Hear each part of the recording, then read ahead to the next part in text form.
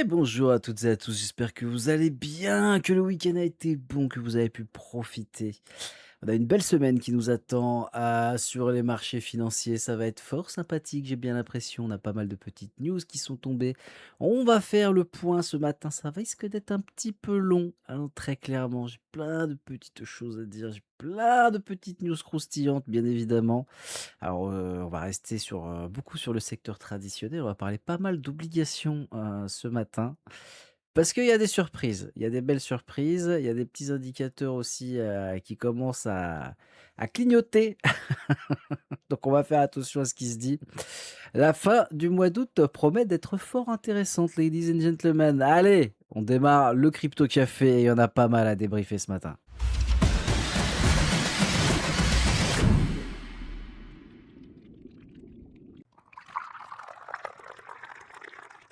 Et pour démarrer, comme d'habitude, le crypto Fear and Greed Index, on est à 38, toujours dans la peur. Bon, je pense que pareil, hein, plus besoin de vous, vous faire des attention, ah, c'est la crise. Non, non, tout va bien, tout va bien. C'est normal, ça va bien se passer. Côté, des ETF, écoutez, la semaine dernière, on était à 327 millions de sorties au total, donc sur, Bitcoin et seulement 14 sur Ethereum. Très, très bon Ethereum qui tient la barre. Je n'ai rien à dire là-dessus. Voilà, tout simplement. Vous connaissez mon avis concernant Ethereum. Je pense que ce sera plutôt incroyable. Voilà, on va pas aller plus loin, pas vous donner de faux espoirs non plus, mais très, très bonne confiance, en Ethereum, pour la suite des événements. La Bitcoin dominance qui est à 58,5, Ethereum à 10,5 et les autres à 31. On a absolument rien qui bouge, de ce côté-là. On fait un petit tour sur le prix des cryptos ce matin. On a un bitcoin à 63 400 $, ça up très légèrement. Je ne serais pas surpris, qu'on ait, le retour des lundis rouges, dans pas longtemps. On verra ce que ça dira, ça ne m'étonnerait pas. On en reparlera plus tard. Je veux pas tout vous dire, tout de suite, on en reparlera plus tard, mais ça ne m'étonnerait pas très clairement. Ethereum, qui prend un petit pourcent ce matin. Écoutez, on est juste en dessous des 1 900 $, pourquoi pas? J'ai envie de dire pourquoi pas. On a Hype qui prend un petit, 3, hein, très clairement, 2,90. On est quasiment à 9 d'augmentation sur 7 jours. Ça se passerait très bien, pour, notre ami, Hyperliquid. Écoutez, magnifique, c'est de toute beauté. C'est de toute beauté. XRP qui est à 1 tout rond. Ah! Il a dû toucher, il a touché sous, le dollar symbolique. Étonnant, très étonnant. Solana qui est à 75 $. Alors attention à ce que Solana reprenne pas trop de poils de la bête. J'aimerais qu'il tombe un petit peu, avant quand même. On a des zones un peu plus basses à aller chercher très clairement. Pour ceux qui se souviennent du mois de février, on n'était pas si loin il y a pas si longtemps. Ça pourrait arriver, attention. Qu'est-ce qu'on a d'autre de sympatoche ce matin? Écoute, tranquille le chat, ça a pas l'air d'être, trop la crise. On va passer directement à celle qui m'intéresse très fortement. Eh oui, parce que je vous en ai parlé et que là, on a le prix qui s'est bien pété la gueule, donc c'est une très, très bonne chose. Uni qui est à 0,71 de positif, pour l'instant ce matin, mais qui a perdu quasiment 20 sur une semaine. Alors qu'est-ce qui se passe? Bah, le prix se pète la gueule, voilà déjà, c'est très, très intéressant. Ce qu'il faut comprendre, mais on y reviendra sur la news un petit peu après, c'est que même si le prix baisse, il y a de plus en plus de gens qui sortent leur uni des exchanges et c'est pas des petits gens, ce qu'on appelle des baleines. Donc des gens qui ont des gros, gros bacs d'uni qui sortent et qui ne vendent pas, eux. Donc moi j'aime bien. Ah, vous savez que quand c'est ce genre de truc, moi j'aime bien. Très clairement, et c'est pas une chute de 20 sur le marché crypto, d'une crypto qui va me faire peur. Surtout quand on sait que BlackRock est très intéressé par ce genre de crypto. Alors attention, hein, ça peut aussi, faire des dingueries, mais moi j'aime bien. Ça, c'est un risque que je suis prêt à prendre. Moi personnellement, attention. World Liberty Financial, allez, la crypto de Trump. Oui, on est obligé d'en parler parce qu'ils ont eu leur licence à la con. Voilà, ça m'a un peu fâché, ce week-end, très clairement. J'ai fait le tour de pas mal de news, pas mal bossé, mais bon. Voilà, ils ont eu leur licence, bonne chose, très bonne chose pour, clairement pour, WLFI. Ça m'ennuie parce que j'ai pas du tout, la vision sur ce truc-là. Je vous le dis, hein, je vous cache pas, je vous l'ai jamais caché, je la sens pas du tout avec tous, les conflits d'intérêts, toutes les manipulations que l'autre fou nous a fait. Voir, ce machin-là prendre 15 sur la semaine, malheureusement, si l'argent va là-bas, bah, faudra peut-être, penser aussi à se positionner, hein. Le but, c'est de faire de l'argent, c'est pas, forcément, d'être, heureux avec ou quoi ou qu'est-ce, hein, très clairement. S'il y a de l'argent à se faire un petit peu, profitez-en. Attention, moi, c'est clair et net que, à moins que je vois une opportunité de zinzin, je n'irai pas. Mais si je vois une opportunité de zinzin, même si elle est temporaire, il faudra peut-être y aller. Voilà, ça c'est le petit avis, du lundi matin, qui va bien. Bon, pas un grand plaisir, hein, que je le encore une fois, je le dis, hein, mais encore une fois, voilà, s'il y a de la thune, il y a de la thune, point. Il faut pas se casser la tête. Si on peut lui en prendre un peu, on le fera. Écoutez, je pense que ça va être tout pour ce matin sur le marché des cryptos. On n'a pas grand-chose. WLD qui prend quasiment 5, Sky qui prend 4,30. Ouais, on va pas aller plus loin. On va pas aller plus loin, je pense, pour ce matin. Uni, hein, Uni là que j'ai clairement dans le viseur. Voilà, vous le savez, si vous avez, des recherches à faire en ce moment sur un prochain investissement en crypto, donc qui est minime par rapport à votre autre portefeuille. Je parle du traditionnel et cetera, bien évidemment. En fonction de ce que vous savez, de ce que vous pouvez et de ce que vous voulez faire, Uni peut être, quelque chose à regarder avec grand intérêt. Allez! Après ces bonnes informations et ces petites nouvelles croustillantes, on va passer directement au calendrier économique. Et le calendrier économique qui a déjà démarré fort, cette, semaine. Eh oui, à 2 heures du mat, on a eu le PIB trimestriel du Japon. Eh oui, alors c'est un communiqué préliminaire, bien évidemment. Le précédent était à 0,5, attendu à 0,5 et on a eu à 0,3, donc le PIB se pète la gueule. C'est magnifique avec un yen, qui s'est stabilisé, très, très haut, quoi. Tout va bien, mais tout va bien. Laissez, ça va bien se passer les enfants, ça va très, très bien se passer. J'adore. Tout aujourd'hui, ce qui est très intéressant à remarquer, c'est que tout le monde est heureux en se contentant de: «C'est bon, ils vont pas monter les taux, on est stable». Plus personne ne parle de baisse de taux, hein, c'est rigolo. Ah, c'est très, très rigolo. Donc ce sera la seule news, du jour. Elle est pas bonne. Mardi, on a que dalle. Pourquoi pas un petit rebond, quelque chose, essayer de gratter, hein, ça serait bien avant d'avoir la fin de semaine qui promet d'être croustillante. On aura le discours de Lagarde, la présidente de la BCE à 9h10 mercredi. On aura les IPC annuels, donc pour la zone UE. Attendu stable, 2,9, pourquoi pas. Si on est à 3, bah, on va le sentir passer. Sur les marchés européens, bon, je suis pas trop inquiet, hein, ça devrait être assez détente. Les stocks de pétrole brut, on va attendre, pour les États-Unis à 16h30, mercredi, on va attendre parce que bon, ce giga hub de l'espace là, je pense qu'il va être modifié. Bien évidemment, il y a dû avoir un petit inventaire, un petit calcul, quelque chose et puis on verra ce que ça dira. Je ne me casse absolument plus la tête, là-dessus. Encore une fois, avec le conflit au Moyen-Orient, et cetera, vous avez mon avis, il y a les midterms qui approchent. Pour moi, ça sent la fin et bizarrement, les news ne sont plus tout à fait pareilles. Bizarrement. Donc faites attention à tout ce qui se dit. Enfin, on aura la minute de la Fed, le compte rendu de la réunion du FOMC qui a eu il y a 3 semaines. On va avoir un peu plus de détails sur ce qui s'est dit, sur ce qui se pense et sur ce qui pourrait se faire. Encore une fois, attention, on n'a plus la forward guidance, donc on aura beaucoup moins d'informations. Il faudra lire entre les lignes, chercher les petits mots, les petites phrases. Et encore une fois, pareil, j'attends le discours de Kevin Warsh à la fin du mois d'août pour la giga-conférence. Le 20 août, on aura l'Indus manufacturier de la fête de Philly et les inscriptions hebdo au chômage attendues en hausse très légère. Et enfin, vendredi, PMI manufacturier, PMI service, communiqué préliminaire.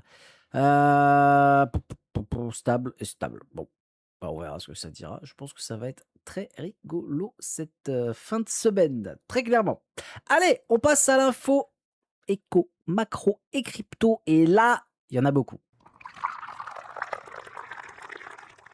Allez, première news du jour, le yen qui se renforce alors que les traders réduisent les paris sur la hausse des taux de la Fed. Et oui, je vous en ai parlé un peu la semaine dernière, ça va un peu à l'encontre, à l'inverse de ce que je vous avais dit finalement. Alors, mon avis n'a toujours pas changé, hein, je vous le dis. J'ai pris un peu plus de sécurité par rapport à ça, mais mon avis ne change pas. On doit passer par une hausse des taux et pour moi, plus tôt elle arrive, mieux c'est. Très clairement. Le yen qui se renforce, c'est normal. J'ai envie de dire, c'est normal. En plus de ça, je vous remets rapidement le calendrier. Le PIB trimestriel, il est à 0,3 au lieu de 0,5 de prévu. Donc c'est pas bon, très clairement. Il faudra être très attentif à ce que va faire la BOJ. Si elle monte encore ses taux Heu, en septembre, ça va piquer. Ça va piquer, hein, parce que hausse des taux veut dire, moins d'emprunt d'argent. Si, pareil, leur inflation continue de monter, que leur PIB baisse et cetera et cetera et cetera, il faudra peut-être qu'ils passent aussi par la vente d'obligations américaines. Bah oui, parce que les mecs sont quand même détenteurs de massives obligations américaines. Donc, à un moment donné, il faut récupérer le pognon si on veut pas que le pays plonge. Ah, bah oui, c'est comme ça que ça marche, hein. C'est l'économie mondiale, c'est un nœud, c'est un sac de nœuds. De temps en temps, vous tirez sur un, si vous avez le malheur qu'il soit accroché à d'autres, il y a tout qui vient. Donc attention, attention à ça. Ça peut être assez coquin. Je suis pas trop inquiet, sur les prochaines semaines, mais c'est plus sur les prochains mois, hein. Si on regarde, on commence à regarder les horizons à 2, 3 et 4 mois, ah bah là on se dit: «Ouf, ouf, ouf» et la hausse de toute façon des obligations, court terme, veut dire beaucoup de choses également. Je parle même pas de celles des long termes, on regardera rapidement les graphiques, tout à l'heure. Donc voilà, la deuxième news forcément, hein, la croissance, du Japon qui répond pas du tout, aux prévisions. Heu, Ça va pas être bon. Ça va pas être bon, ça va pas être bon, ça va pas être bon. Du coup, la dynamique de croissance, c'est pour le Japon un facteur clé comme pour, toutes les banques centrales, j'ai envie de dire. On n'a pas d'estimation réelle, ça m'ennuie. J'aurais bien voulu avoir une estimation après quand je dis réelle, c'est une estimation à l'à peu près quoi sur, la probabilité de hausse des taux du Japon. J'irai chercher ça ce matin, ça doit exister bien évidemment, hein. C'est comme le FedWatch qui actuellement est tombé à 40 pour, la hausse des taux aux États-Unis au mois de septembre, alors qu'on était à plus de 50 il y a encore quelques jours. Donc pas trop prise de tête, ce matin. Par contre, je garde ça grave dans le collimateur parce que c'est pas normal et je pense qu'il se passe, des choses sur le marché souterrain et dont on n'a pas vent.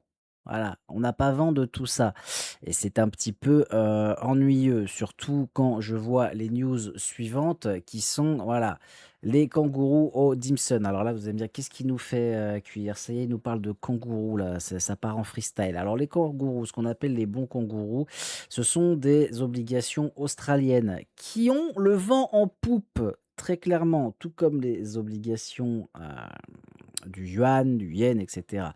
Les, obligations de la région Asie-Pacifique, commencent à avoir le vent en poupe très clairement. Ça sent bon pour elle, ça sent bon pour elle. Alors les obligations, continuent de monter. Il y a beaucoup d'émissions. Les émetteurs, comment dire? D'émetteurs étrangers en dollars australiens qui atteignent quand même un niveau de 60 milliards de dollars australiens, soit 42 milliards. Et oui, bah, à chaque fois, il faut faire la conversion, ça a merdier son nom. Mais pourquoi ça les intéresse? Pourquoi ça les intéresse? Bah, tout simplement parce qu'il y a des rendements qui sont intéressants et c'est quand même un petit peu plus sécuritaire avec tout ce qui se passe. Bon, on va regarder. Ce qui est très intéressant, c'est, comment dire? Oh, je vous passe la news directement. Voilà, Alphabet! Alphabet, donc Alphabet, c'est Google, hein, pour ceux qui avaient un doute ou qui avaient oublié, qui envisage la première obligation en dollars australiens. Ah! Ah! Des obligations à 3, 5, 10 et 20 ans qui pourraient être émises, rapidement.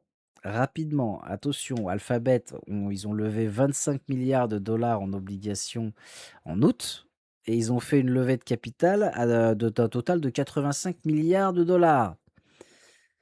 C'est très coquin, c'est très coquin. On a des entreprises technologiques qui se tournent de plus en plus, bien évidemment, vers les marchés financiers, mais qui continuent de lever, de lever, de lever.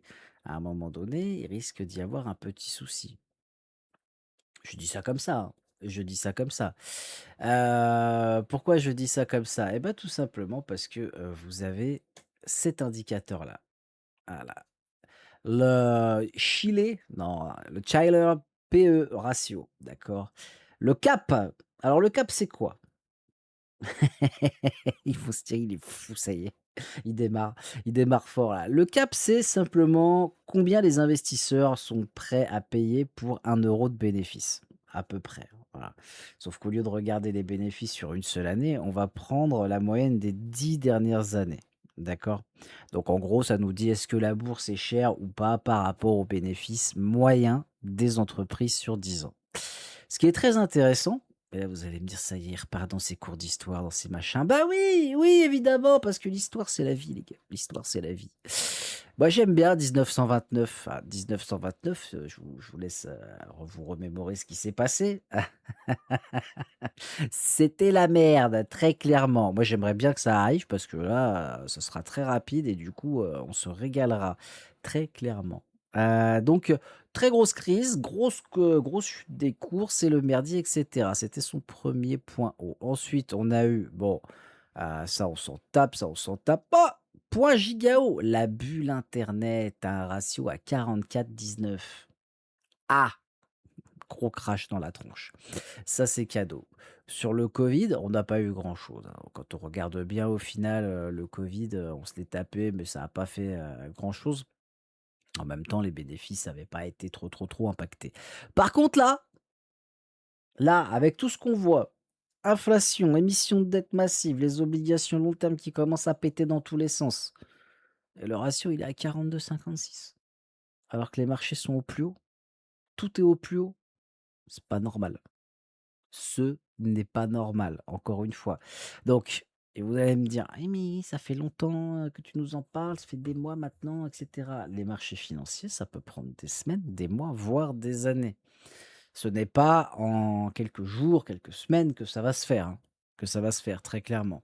Par contre, si ça se fait, si on se voit que ça commence, cette tendance commence à partir à la baisse, commence à partir, pas en crash court, mais en crash long, ça va être une régalade. Ça veut dire que dans 3 4 ans, eh oui, hein, long terme, ça pique, hein, quand je dis ça, hein.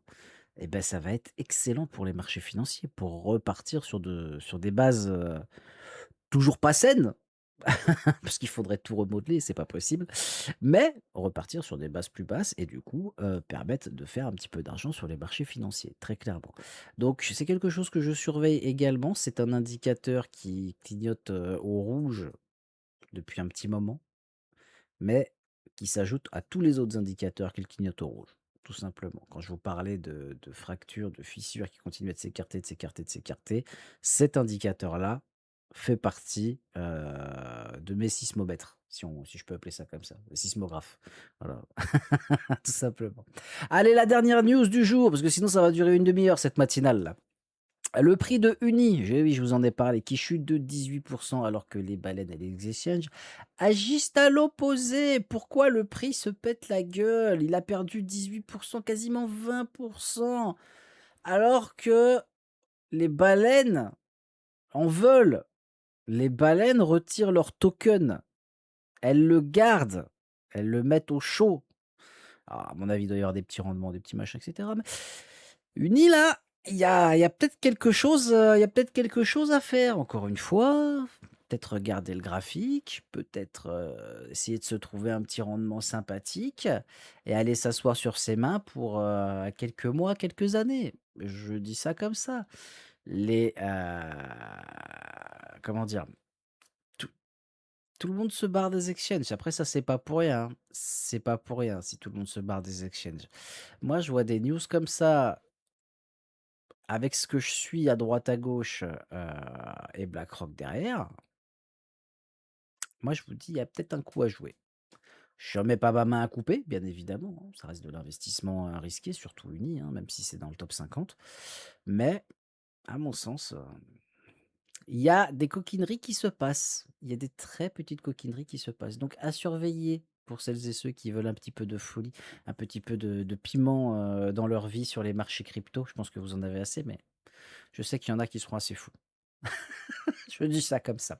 Allez, on passe rapidement du côté des graphiques. Et côté des graphiques, eh ben, écoutez, on commence, sympathiquement ce matin. Comme d'habitude, j'ai envie de vous faire le petit, rendement à 10 ans des obligations en France qui est à 4,05. On a passé la barre des 4 ladies and gentlemen. C'est fort coquin, c'est fort coquinou. On sent que ça chauffe, hein. On sent que ça chauffe très, très fortement, pour la France. Obligation à 4. Ah, j'ai mal. Ah, j'ai mal, je vous le dis, j'ai mal. Là, je me tâte presque bientôt, à acheter quelques obligations, hein, pour vous dire à quel point ah oui, ah oui, oui, oui, on va pas faire faillite demain non plus, hein. Même si on a quand même des beaux signaux rouges, je pense pas qu'on va faire faillite demain. Ça va être, fort sympathique. Puis après, c'est dans 10 ans, hein, donc bon. Ouais, vous me voyez comme ça faire des trucs, vous savez que ça m'intéresse. Allez, on fait brièvement Bitcoin ce matin. On s'approche, de plus en plus de la zone théorique, du fin de cycle. Il reste, tac, si on suit, hein, l'historique, il reste, 8 semaines, 56 jours avant, la théorique, fin, du cycle baissier. Alors est-ce que c'est le bon moment? Est-ce que c'est pas le bon moment? Il y a une autre théorie à 500 jours avant le halving estimé en avril 2028. Bon, on verra bien ce que ça dira. Le dernier halving a vu un plus haut, de bitcoin avant qu'il ait lieu. Donc bon, encore une fois, je ne me prends pas la tête. Vous le savez, depuis, un moment maintenant, je suis en DCA, tranquille, le chat. J'attends des chutes pour mettre des coups de 12, voilà, tout simplement, hein. Dès qu'il y a un piquet, voilà. Merci à tous et après, c'est une vision long terme et encore une fois, long terme en crypto, on vise 2029, hein, donc ça va, ça va, ça va, ça va, ça va. Long terme sur le traditionnel, venez pas me parler en dessous de 8 ans. Je vous le dis, hein, sur le traditionnel, à long terme et moi je n'appelle pas ça vraiment ça à long terme, c'est, au-dessus de 8 ans. Voilà. Pour moi, j'appelle ça du moyen terme. Donc détente, détente sur le marché, j'ai envie de dire. On a toujours, les ça se passe très, très bien. On est en train, si vous voyez un petit peu la chose, voilà, de travailler cette EMA en weekly, hein. Donc est-ce qu'on va revenir la chercher pour se repéter la gueule plus tard? Ça serait très, très intéressant. C'est ce qu'on avait fait ici, hein. On avait tapé plusieurs fois, tac, tac, tac, avant de pouvoir péter à la hausse. Bon là, par contre, on avait pété très, très fort. Ce sera très intéressant, hein, si on vient vraiment la péter, stabiliser au-dessus, là, bah, là, on pourra commencer à se dire: «Ah, peut-être que c'est l'heure». Allez! Pour le moment, stand-by. Ah, on se détend. Je pense que ça va être, une semaine fort sympathique. Si ça ne l'est pas, ça sera la semaine prochaine et puis voilà, de toute façon, on arrive bientôt sur la rentrée. Il reste, moins de 2 semaines et encore une fois, j'attends, je pense que beaucoup d'investisseurs l'attendent aussi, le discours de Kevin Warsh, fin août, qui va être, très intéressant. Très, très, très intéressant. Il y aura forcément, pas des directions données, hein, mais il y aura forcément soit une erreur de langage, soit quelque chose qui va être mal compris ou bien compris, ça va dépendre. Mais il y aura quelque chose et ça va être très intéressant à suivre. Oui, je serai, je pense en live quand ça arrivera et puis on décryptera en direct, ce qui se passera, tout simplement. Allez! Ladies and gentlemen, je vous souhaite à toutes et à tous un excellent lundi, un excellent début de semaine. On y va mollo, on y va tranquille, on profite de ces 2 dernières semaines de vacances, sauf si vous avez repris à travailler. Je vous souhaite encore plus de courage et puis moi je vous fais une bise.